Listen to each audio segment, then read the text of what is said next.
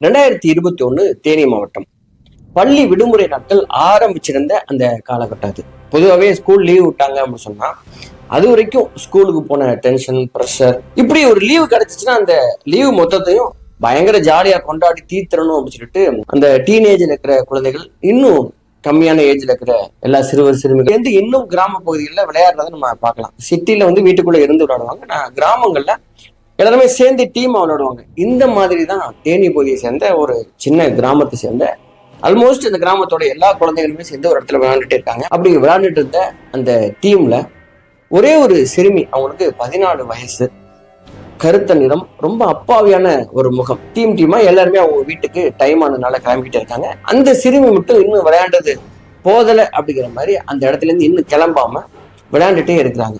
அப்படி விளையாண்டுட்டு இருந்த அந்த சிறுமிய பக்கத்துல இருந்து ஒரு தம்பதியினர் பார்த்துக்கிட்டே இருந்தாங்க. அந்த தம்பதி பேரு அழகு ராஜா, ராமலட்சுமி. இந்த 2 பேரும் அந்த சிறுமியை பார்த்த பார்வைக்கு பின்னாடி ஒரு படு பயங்கரமான திட்டம் இருந்தது. அது என்ன திட்டம் அப்படின்னா, 2 வருடங்களுக்கு முன்னாடி இந்த அழகு ராஜாவுக்கும் ராமலட்சுமிக்கும் திருமணமானது. இவங்களும் அதே கிராமத்தை சேர்ந்தவங்க. 2 பேருமே கூலி தொழிலாளிகள் தான். கல்யாணம் ஆகி ஒரு 6 மாசத்துல இருந்தே இந்த அழகு ராஜாவுக்கு அடிக்கடி உடல்நல பிரச்சனை வர ஆரம்பிச்சது. 2 நாள் வேலைக்கு போனாதான் 4 நாள் படுத்துருவாராம். சோ அந்த பகுதியில் இருக்கிற எல்லா டாக்டர்டையும் போய் பாக்குறாங்க. யாருனாலையும் இவருக்கு தீர்வு சொல்ல முடியல. அவங்க கொடுக்குற மெடிசன் 2 நாள் கேட்குது. அதுக்கப்புறம் மறுபடியும் இந்த பிரச்சனை வருது. அப்படிங்கிறது அந்த குடும்பத்துக்கு ஒரு தீராத பிரச்சனையா மாறி இருக்குது. இதுக்கப்புறம் டாக்டர்லாம் நம்பி பிரயோஜனம் இல்லை அப்படிங்கிறதுனால கோயிலா ஏறி அவங்க இறங்க ஆரம்பிச்சிருக்காங்க. அப்படி இவங்க போன இடம்தான் ஒரு ஜோசியர் வீடு. அந்த ஜோசியத்தை கொண்டு போயிட்டு இந்த ஜாதகத்தை கொடுத்துருக்காங்க, அழகுராஜாவுடைய ஜாதகம். அந்த ஜாதகத்தை பார்த்த அந்த ஜோசியர் என்ன சொல்லியிருக்காருன்னா, இந்த பையனுக்கு ஆயுள் ரொம்ப குறைவு, இந்த பையனுடைய ஜாதகத்துல இவருக்கு தீர்க்க ஆயுள் ரொம்ப பலவீனமா இருக்கு அப்படின்னு சொல்லிட்டு அவர் ஒரு குண்டை தூக்கி போட்டிருக்காரு.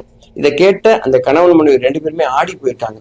மனைவி கேட்டிருக்காங்க, சரி சாமி, இதுக்கு ஏதாவது பரிகாரம் இருக்கா, நாங்க ஏதாவது பண்ணலாமா அப்படின்னு கேட்டதுக்கு தான் அந்த ஜோசியர் சொன்ன ஒரு தீர்வு தான் இப்படி ஒரு குற்ற செயல் நடக்கிறதுக்கும் அந்த சிறுமிக்கு மிகப்பெரிய ஒரு அநியாயத்தை அரங்கேற்றதுக்கும் காரணம் அமைஞ்சுது. அது என்ன குற்றம், இவங்க என்ன பண்ணாங்க அப்படிங்கிறது உண்மையிலேயே ரொம்ப படு பாதகமான ஒரு செயலுங்க.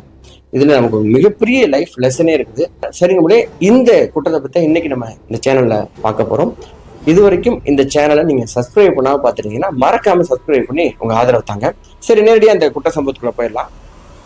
அப்படி அந்த ஜோசியர் என்ன சொன்னாரு அப்படின்னு சொன்னா, அதாவது உன்னுடைய கணவருக்கு ஆயுள் வளம் கூடணும், தீர்க்காயுசு இருக்கணும் அப்படின்னா ஒரு கன்னி பெண்ணை கல்யாணம் பண்ணி ஒரு நாள் மனைவியா இருந்துட்டு அதுக்கப்புறம் அந்த தாலியை அறுத்துட்டு நீ உன்னுடைய வாழ்க்கையை நீ கண்டினியூ பண்ண, அப்படி பண்ணா உன்னுடைய கணவனுக்கு ஆயுள் அதிகரிக்கும் அப்படின்னு ஒரு விஷயத்த சொல்லிடுறாரு.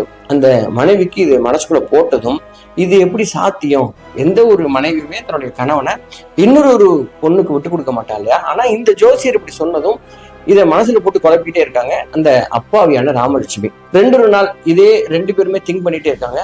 கடைசியில அந்த மனைவி வந்து முடிவெடுத்துட்டாங்க, என்னுடைய கணவனை நான் ஒரு நாள் யாரோ ஒருத்திக்கு விட்டு கொடுத்து கணவனை நான் காப்பாத்துறதுக்கு தயாராயிட்டேன் அப்படின்னு சொல்லி முடிவு பண்ணிட்டு கணவன்கிட்ட சொல்லிட்டாங்க, சரிங்க, உங்க உயிர் தான் எனக்கு முக்கியம், இது பிரச்சனை இல்லை அப்படின்னு சொல்லிட்டு அந்த 2 பேரும் சேர்ந்து பண்ண முடிவு தான் யார் நம்ம தேர்ந்தெடுக்க போற அந்த பொண்ணு அப்படிங்கிறதுக்காக தான் பல நாட்கள் அவங்க யோசிச்சுட்டே இருந்தவங்க.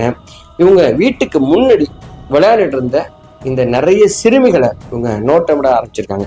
அப்படி நோட்டமிட்டதுல தான் அதுல விளையாடுற ஒரு பெண் ரொம்ப அப்பாவியா இருக்காங்க. அந்த பெண்ணை நம்ம ஏமாத்தி அழைச்சிட்டு போயிட்டு நம்ம நினைச்சதை செஞ்சுக்கலாம்னு சொல்லி முடிவு பண்ணி பல நாட்கள் தொடர்ச்சியாக இவங்க வாட்ச் பண்ணிட்டே இருந்திருக்காங்க.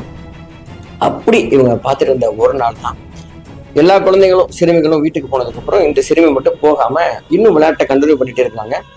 நேரடியா பைக் எடுத்துக்கிட்டு அந்த பெண் பக்கத்துல போயிட்டு நிறுத்திருக்காரு அழகுராஜா. இந்த சிறுமிகிட்ட இந்த அழகுராஜா என்ன சொல்லியிருக்காருன்னா, உங்க அப்பா ஒரு பொருளை என்கிட்ட கொடுத்துட்டு போயிருக்காரு, அந்த பொருளை நீ வாங்கிட்டு போய் உங்க வீட்டுல கொடுத்துருவியாமா அப்படின்னு சொன்னதும் அந்த சிறுமி சரிண்ணே அப்படின்னு சொல்லியிருக்காங்க.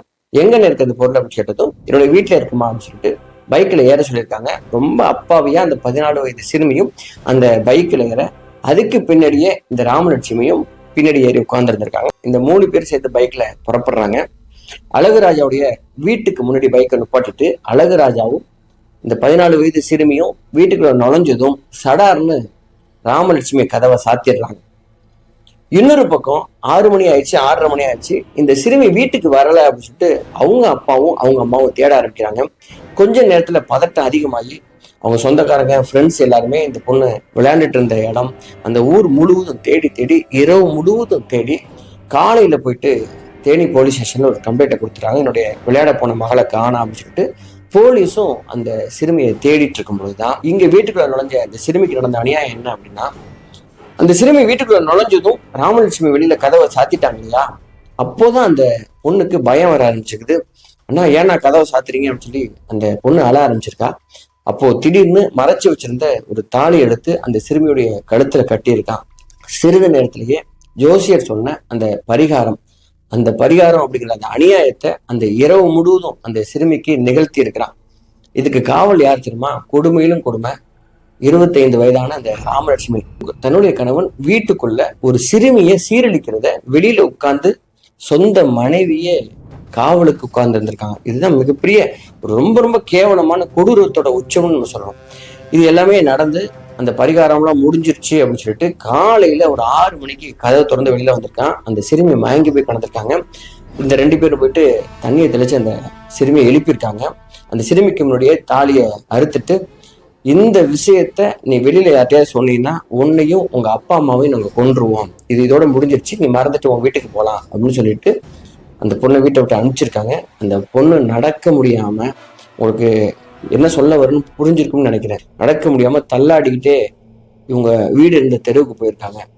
இப்படி போயிட்டு இருக்கும்பொழுது இந்த சிறுமியை பார்த்த அந்த ஊரே இன்னைக்கு நைட்டு ஃபுல்லா தேடி இருக்கு இல்லையா, அந்த சிறுமி நடந்து வந்ததை பார்த்துட்டு அவங்களுக்குலாம் பயங்கரமான ஆச்சரியம், அதிர்ச்சி. இந்த ஊர்க்காரங்கெல்லாம் ஓடி எங்கம்மா போனேன், என்னாச்சு, நைட்ல எங்க இருந்தேன்னு சொல்லி கேட்கும்போது இந்த பொண்ணால பேசவே முடியலையா. அந்த பொண்ணு அப்படியே அவங்க வீட்டுக்கு போயிருக்காங்க. அவங்க அப்பா விசாரிச்சிருக்காங்க. கண்ணுல இருந்து கண்ணீர் மட்டும் பொலபொலன்னு கொட்டிக்கிட்டே இருந்திருக்கு. அவங்க அம்மா விசாரிக்கும் போது இந்த பொண்ணால பேச முடியல. அதுக்கப்புறம் இந்த பொண்ணு வீட்டுக்கு வந்த அந்த தகவல் கேட்டு போலீஸ் இந்த பொண்ணை கொஞ்சம் கொஞ்சமா சகஜ நிலைமைக்கு கொண்டு பேச ஆரம்பிச்சிருக்காங்க. அப்படி இந்த பொண்ணு உண்மையை சொல்லும் போதுதான் பக்கத்து தெருவை சேர்ந்த அழகுராஜாவும் ராமலட்சுமியும் பண்ண அந்த கொடுமை வெளி உலகத்துக்கு தெரிய இதை கேட்டுட்டு இருந்த ஊருக்காரங்க அத்தனை பேரும் பயங்கரமா கோபத்தோட உச்சத்துக்கே போயிருக்காங்க. அங்க இருக்கிற கம்பு, அருவா, கம்பி எல்லாத்தையும் எடுத்துட்டு மொத்த ஊரே திரண்டு அழகுராஜா வீட்டுக்கு போயிருக்காங்க. விபரீதத்தை புரிஞ்சுக்கிட்ட போலீஸ் என்ன பண்ணாங்கன்னா, இந்த ஊருக்காரனுடைய கையில அந்த 2 பேரும் மாட்டுறதுக்கு முன்னாடி அந்த 2 பேருமே போயிட்டு அரெஸ்ட் பண்ணி ஸ்டேஷன் கொண்டு போயிட்டு அவங்களை விசாரிக்கும் போதுதான், ஏன்டா இப்படி ஒரு கொடுமையை பண்ண அப்படின்னு சொல்லும் போது அவன் சொல்றான், நான் இந்த மாதிரி பண்ணலைன்னா என் உயிர் போயிடும் சொல்லிட்டு. இந்த மனைவி கிட்ட விசாரிக்கும் போது, என்னுடைய கணவனுடைய உயிரை காப்பாத்துறதுக்காக ஒரே ஒரு நாள் மட்டும் என் கணவனை நான் விட்டு கொடுத்தேன், இதெல்லாம் ஒண்ணும் தப்பு இல்லை, இது ஜோசியக்கார் சொன்ன ஒரு பரிகாரம் அப்படின்னு சொல்லிட்டு ரொம்ப அப்பாவின்னு சொல்லக்கூடாது, மிகப்பெரிய கொடுமையான விஷயத்த செஞ்ச கொடுமைக்காரியவ அந்த விஷயத்த சொல்லியிருக்காங்க. அதுக்கப்புறம் இது வழக்கா பதிவு பண்ணப்படுது. ஒரு சிறுமிக்கு நடந்த மிகப்பெரிய கொடுமை அப்படிங்கிறனால இது போக்சோ வழக்கா பதிவு பண்ணப்படுது. 2021 4 வருஷம் கேஸ் நடக்குது. 2025 தீர்ப்பு வருது. என்ன தீர்ப்புனா, அழகுராஜாவுக்கு 20 வருஷம் ஆயுள் தண்டனை, ராமலட்சுமிக்கு 20 வருஷம் ஆயுள் தண்டனை. நம்ம நினைக்கலாம் இந்த குற்றத்துக்கு சரியான தீர்ப்பு தான், ஆளுக்கு 20 வருஷம் சொல்லிட்டு. ஆனா இன்னொரு பக்கம் அந்த சிறுமியுடைய மனக்காயம், அந்த பாதிப்பிலிருந்து வெளியில வந்திருக்கிறதுக்கு கண்டிப்பா வாய்ப்பே இல்லை. இது வாழ்க்கை முழுவதும் இருக்கும் இந்த பாதிப்பு. அவங்க எப்படி அதுல இருந்து மீண்டு வரப்போறாங்க அப்படிங்கிறது உண்மையிலேயே அதான் கற்பனை கூட பண்ணி பார்க்க முடியாதுங்க. சோ இந்த சம்பவத்தை நான் ஏன் இந்த நேரத்துல பதிவிடுறேன் அப்படின்னு சொன்னா, ஸ்கூல் லீவ் எல்லாம் ஆரம்பிச்சிருச்சு. இதுக்கப்புறம் வீட்டுல இருக்கிற எல்லா குழந்தைகளும், சிறுவர் சிறுமிகள் எல்லாருமே தெருவுல தான் விளையாட போறாங்க. அவங்க எங்க இருக்காங்க அப்படிங்கிறத கொஞ்சம் நம்ம கவனிச்சுக்கணும். நம்ம குழந்தைங்க, அது ஆணா இருக்கலாம் பெண்ணா இருக்கலாம், ஆண் குழந்தைங்களை மட்டும் பாதுகாப்பா இருக்காங்க அப்படிலாம் சொல்ல முடியாது. நம்ம குழந்தைங்க எங்க விளையாடுறாங்க, யார் கூட இருக்காங்க, டயத்துக்கு வீட்டுக்கு வர்றாங்களா அப்படின்னு சொல்லிட்டு நம்ம பார்வை அவங்க மேலே இருக்கணும். இது ஒரு பாடம். இன்னொரு பக்கம் ஜோசியக்காரங்க சொல்ற, போலீஸ் சாமியார்கள் சொல்ற இந்த மாதிரியான மூடத்தனமான விஷயங்களை கண்டிப்பா தயவு செஞ்சு செய்யவே செய்யாதீங்க அப்படிங்கிறது ஒரு லைஃப் லெசனா எடுத்துக்கங்க. அந்த 2 பேரும் இப்படி ஒரு விபரீதமான செயல் இறங்குனால அவங்க வாழ்க்கையும் அடைஞ்சு போச்சு. சரி நம்மளே, இந்த சம்பவத்தை பத்தி உங்க கருத்துக்களை பதிவு பண்ணுங்க. இந்த 2 நபர்களுக்கும் கிடைத்த தண்டனை போதுமா? இந்த மாதிரியான குற்றங்கள் நடக்காம இருக்கணும் அப்படின்னு சொன்னா எந்த மாதிரி நம்ம சட்டம் இருக்கணும், நம்ம எப்படி எச்சரிக்கையா இருக்கணும் அப்படிங்கிற உங்க முக்கியமான கருத்துக்களை பதிவு பண்ணுங்க. நான் உங்களோட RS ராஜா. மறக்காம இந்த சேனலை நீங்க சப்ஸ்கிரைப் பண்ணீங்க. நன்றி, வணக்கம்.